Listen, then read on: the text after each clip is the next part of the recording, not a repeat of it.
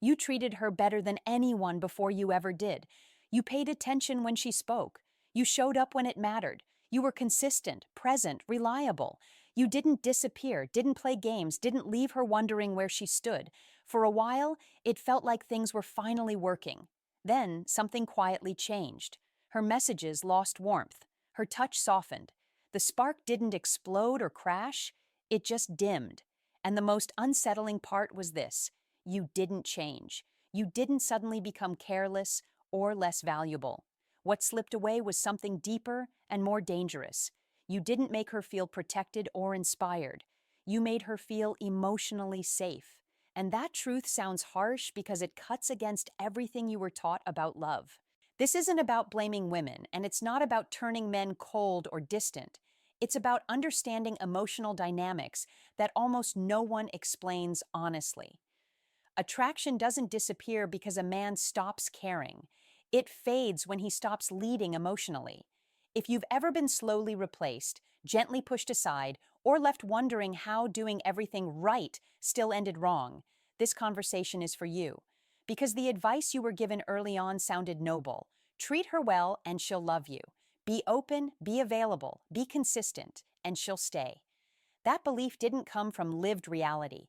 It came from stories that confused being good with being attractive. Here's the uncomfortable reality most men never hear clearly. Kindness alone doesn't create desire. Emotional grounding does. Most men don't lose women because they're cruel or inattentive. They lose them because they quietly give up their emotional position. And almost no one teaches you the difference. Kindness that flows from inner strength feels calming and secure. Kindness that comes from fear of loss feels heavy. When your care is driven by the need to be chosen, approved of, or reassured, it stops feeling like generosity. It starts feeling like pressure. You might think you're communicating love, but what she senses is dependence. And that shift is subtle enough to miss, yet powerful enough to change everything. Emotional leadership doesn't mean control or dominance. It means you can give without abandoning yourself. Your attention is offered, not surrendered. Your mood doesn't rise and fall based on her reactions. You don't rearrange your inner world just to maintain her comfort. Most men never notice when they cross that line. They only feel the distance grow. She's still kind, still polite, still affectionate enough to keep hope alive. But the curiosity, the pull, the edge that made her lean in has faded. And when that happens, men usually assume the wrong cause. They think they weren't enough, more patient, more understanding, more giving. But women don't leave because a man is too nice. They leave when he no longer carries emotional gravity, when she no longer feels like she's rising to meet him, but instead feels him slowly orbiting her, waiting for reassurance. Attraction doesn't collapse in chaos. It dies in emotional surrender. That's the part no one warns you about. Once you see it, you can't unsee it. Many men hear the word hypergamy and immediately think of money, looks, or social status.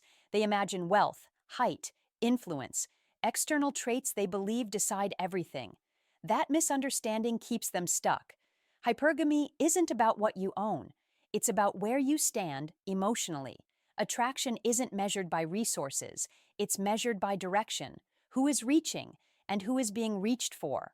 When a woman feels emotionally above you, when she senses you're more invested, more attached, more afraid to lose, something inside her shuts down, not consciously, instinctively. Desire doesn't flow upward. It moves toward what feels just out of reach. This is why two men with similar lives can get completely different reactions. One feels magnetic, the other fades into the background. The difference isn't success or looks, it's emotional positioning. A woman doesn't need to feel smaller to want you, but she does need to feel that losing you is possible. That quiet tension, the sense that you are choosing her, not clinging to her, is what keeps attraction alive. It's not insecurity in a toxic sense. It's movement. It keeps her engaged, present, curious. When that tension disappears, attraction flattens. Absolute certainty feels calming, yes, but it also feels final, and desire doesn't live in finality. This is where men confuse stability with attraction. They believe consistency alone should earn loyalty. But consistency without emotional leadership reads as availability without value.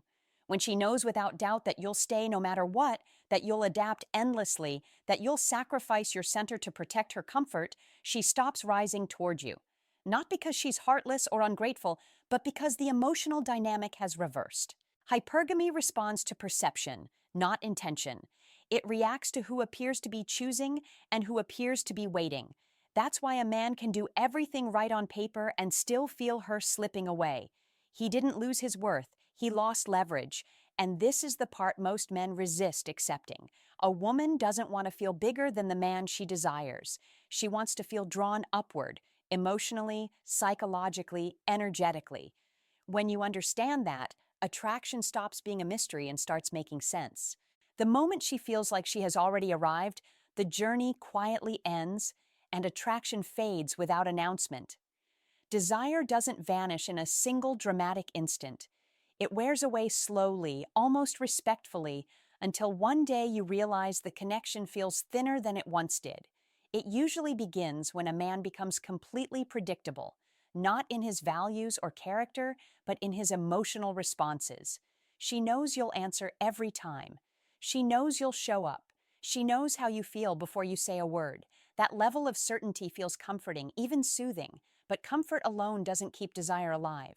Attraction needs tension, not chaos, not instability, but movement. The sense that something is still unfolding, that the story isn't finished yet. When emotional stability turns into emotional certainty, the relationship stops breathing. There's nothing left to lean into, nothing left to discover. From her internal perspective, the arc is complete. The outcome feels decided. And this is where many men misunderstand what women mean when they say they no longer feel the spark. They assume it's about excitement, novelty, or effort. It isn't. It's about emotional friction. When your presence becomes guaranteed, when your attention is assumed, when your inner state starts revolving around her reactions, desire begins to soften. Not because you did something wrong, but because you stopped holding tension. Picture two men. One is always available, endlessly adaptable, emotionally open, quick to reassure. The other is warm too, but he has direction. His life doesn't bend around her moods. His center remains intact, whether she leans in or pulls back. Both care. Only one feels grounding and compelling. Safety builds trust. It creates peace, but it doesn't create longing. Longing comes from the subtle sense that your presence is chosen, not required, that your attention is intentional, not automatic. This is why emotional certainty can quietly suffocate desire without anyone intending it to happen. The man believes he's strengthening connection. She feels like the connection stopped moving, and once desire stalls, no amount of explanation or reassurance can revive it, because desire doesn't respond to logic. It responds to polarity. You don't lose attraction by being stable. You lose it by becoming emotionally flat. And the tragedy is that most men only understand this after she's already gone quiet. Not angry, not dramatic, just no longer reaching. The energy shifts before the words ever do. When men hear about interest tests, they often become defensive. They imagine judgment, evaluation, some hidden scorecard. That's not what's happening. She isn't testing your intelligence or competence. She isn't even testing confidence in the way most men assume. She's measuring one thing constantly and quietly. How emotionally invested are you in me? Every interaction answers that question, whether you realize it or not. Who reaches out first? Who fills the silence? Who seeks reassurance? Who leans in when there's distance? On the surface, these moments seem small and harmless. Emotionally, they signal position. When you initiate every conversation, she doesn't simply feel interest, she feels availability. When you rush to stabilize her moods, she doesn't feel supported, she feels centered. When you are always the one seeking closeness, touch, validation, and emotional check-ins, she doesn't feel desired. She feels pursued, and pursuit feels good briefly, but over time, it dissolves tension. Without tension, attraction has nothing to hold on to. Here's what most men miss. You don't fail these moments because of the action itself. You fail because of the emotional direction behind it. Two men can send the same message. One feels grounded, the other feels needy. Two men can offer the same affection. One feels chosen, the other feels like he's trying to secure something. She doesn't analyze this consciously. She feels it. That's why trying to strategize or outsmart these moments never works. You can't perform your way through emotional imbalance. Interest tests aren't traps, they're emotional mirrors. They reveal who is leaning, who is steady, and who is waiting to be wanted. When she senses that your emotional state depends on her responses, something inside her shifts. Not because she wants control, but because attraction requires polarity. She needs to feel that your center exists independently of her approval. When you don't rush to close every gap, fill every silence, or smooth every uncertainty, you aren't withholding. You're holding position. And that position is what creates desire. Most men believe passing these moments means doing more. In reality, it means collapsing less. It isn't about becoming distant or cold. It's about staying intact. Because the moment she feels emotional authority over you, she stops feeling pulled toward you. That's the measurement that's been happening all along. And this is where men feel the deepest sense of betrayal. Because from your perspective, nothing changed. You didn't stop caring. You didn't become selfish or disengaged. You leaned in. You checked on her. You offered reassurance, affection, consistency. And somehow, that was the moment her attraction began to fade. Here's the paradox most men never see. The same caring behavior can signal strength or weakness depending entirely on emotional posture. It's never the action itself, it's the position behind it. When a man with emotional gravity shows care, it feels deliberate, grounded, freely given. When a man without that gravity shows care, it feels compensatory, like he's trying to secure something. Through her emotional lens, those experiences are completely different. This is where scarcity and surplus truly matter. A man with emotional surplus doesn't give to earn approval. He gives because he can. His care doesn't cost him his center. His presence doesn't depend on being chosen. And because of that, his attention carries weight. It creates movement. It invites her to rise emotionally rather than settle. And that is the difference between connection that slowly fades and attraction that stays alive. And when that difference becomes clear, everything else starts to fall into place. A man who feels emotionally scarce gives in order to stabilize the connection, to prevent loss, to keep the bond from slipping through his fingers. She senses that immediately, not as criticism, but as a feeling in her body. That's why caring behavior so often gets interpreted as neediness, even when the intention is pure. Emotionally, she doesn't feel supported. She feels responsible, and responsibility is heavy. You can see this play out in the smallest moments. Picture two men sitting with her on the couch, both holding her hand. One is calm, grounded, fully present, yet self-contained. His sense of self doesn't hinge on this closeness. The other is leaning, subtly watching her reactions, drawing reassurance from the contact itself. The action is identical. The emotional weight is not. She doesn't consciously label one as needy. She just feels that something is off.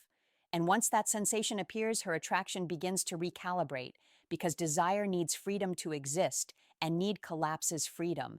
This is why men feel so blindsided when they hear, "You're amazing, I just don't feel it anymore." They assume effort was the missing ingredient.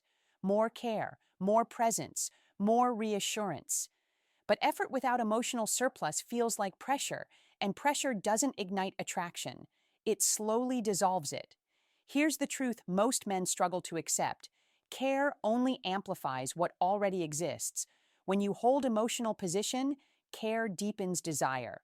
When you've lost that position, care accelerates the decline. It's never about what you do. It's about who you are emotionally while you're doing it. Until that shifts, kindness alone can't save the connection. When physical closeness begins to fade, most men take it personally.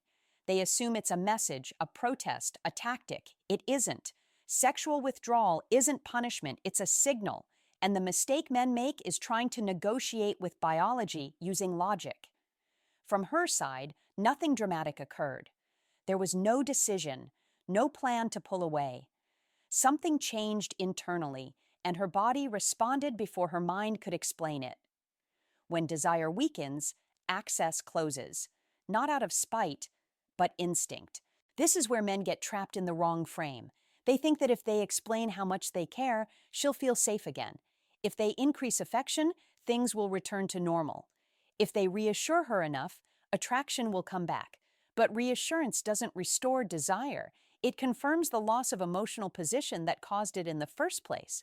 Because when a woman senses that a man is chasing closeness to stabilize himself, her nervous system reads misalignment. Something feels heavy, something feels off, and her system responds the only way it knows how. It shuts down. Not because she's cruel, not because she's manipulative, not because she enjoys control, but because attraction cannot coexist with emotional imbalance. This is the hardest part for men to accept. The more you plead for closeness, the more you communicate need. The more need you communicate, the less desire can survive. So men double down. They try harder, they become softer, more attentive, more available. And the distance grows because from her emotional perspective, nothing is being restored. Polarity is collapsing further. This is why physical intimacy often disappears quietly, without arguments or clear explanations. She may still care, she may still like you, but her body no longer responds the same way. And she often can't articulate why. She just knows she doesn't want to open herself the way she once did. Here's the truth that changes everything. You don't fix sexual withdrawal by pursuing sex. You fix it by restoring emotional leadership. That means reclaiming your center, your independence, your direction, not pulling away to punish, not becoming cold or distant, but stepping back into yourself instead of leaning toward her. Attraction doesn't return through persuasion. It returns when emotional balance is restored. Until that happens, every attempt to close the gap only widens it. This isn't about blame. It's about understanding the signal before it becomes permanent. The men who struggle most with this are rarely careless or selfish. They're responsible, thoughtful, emotionally aware. They're the men who were taught to show up fully, and they did. They listen, they support, they make space for her feelings, and slowly, without realizing it, they give away their emotional ground. The mistake isn't kindness, it's timing and positioning. Good men tend to give emotionally too early, before attraction has stabilized, before polarity has formed, before she's had to reach from his side of the equation. From his perspective, he's building connection. From hers, something feels misaligned. She feels elevated instead of drawn, centered instead of oriented.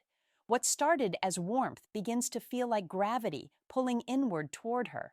And when a woman feels like she has become the emotional center of a man's world, attraction doesn't deepen, it collapses, not because she dislikes being valued, but because desire requires separation. It requires space between two solid centers. Good men often confuse emotional openness with emotional leadership. They believe vulnerability means exposure. But leadership isn't about revealing everything. It's about staying grounded while remaining open. When your emotional state begins to orbit her moods, when your confidence rises and falls based on her responses, you unintentionally place her above you. She doesn't feel chosen, she feels responsible, and responsibility is not seductive. That's why good men are so often blindsided. They hear, "You did nothing wrong," and it's true. They hear, "You're an amazing guy," and it's sincere.